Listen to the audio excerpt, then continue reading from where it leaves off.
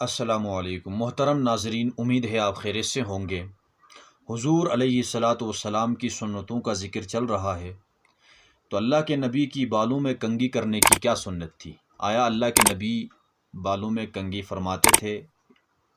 दिन में कितनी मरतबा कंघी करते थे? इस हवाले से सुन्नत क्या है? तो इमाम तिरमिज़ी ने इस हवाले से बाब कायम किया है, बाब मा जाअ फ़ी तरज्जुली रसूलिल्लाहि सल्लल्लाहु अलैहि वसल्लम, कि अल्लाह के नबी ने बालों में कंघी की है। इस हवाले से पूरा बाब कायम करके उस बाब के तहत 5 अहादीस ज़िक्र की हैं। हज़रत अम्मा आयशा और हज़रत अब्दुल्ला बिन मुग़फ़्फ़ल जैसे सहाबाए किराम की रिवायात ज़िक्र की हैं।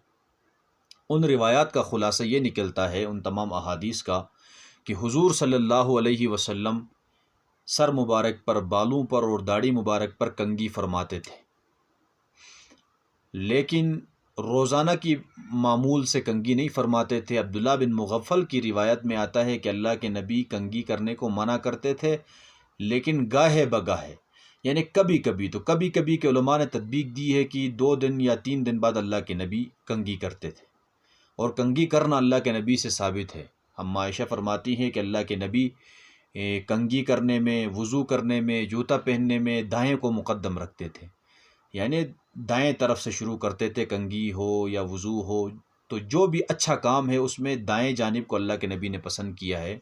या जो चीज़ें अच्छाई में नहीं आती हैं, यानी नजस चीज़ों की तरफ जाती है, तो उनमें अल्लाह के नबी ने बाएं को, जैसे बैतुल खला में जाने को पहले बायां पाँव ले जाते हैं, तो दाएं को अल्लाह के नबी ने मुक़द्दम। तो इस हदीस में भी यही समझ में आता है कि अल्लाह के नबी ने कंघी की है, इसलिए अम्मा आयशा ने इसका तज़किरा फ़रमाया।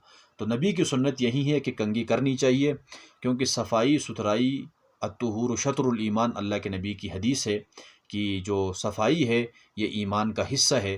तो अल्लाह के नबी सफ़ाई को, नज़ाफ़त को पसंद करते थे। अल्लाह के नबी, हदीस में आता है कि अल्लाह के नबी ने सर मुबारक पर अल्लाह के नबी तेल लगाते थे।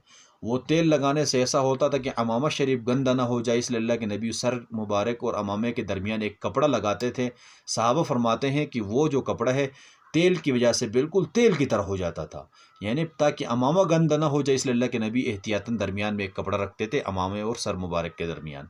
तो अल्लाह के नबी सफ़ाई सुथराई को पसंद करते थे, तो इसलिए कंघी लगाने से ये भी एक ज़ीनत है।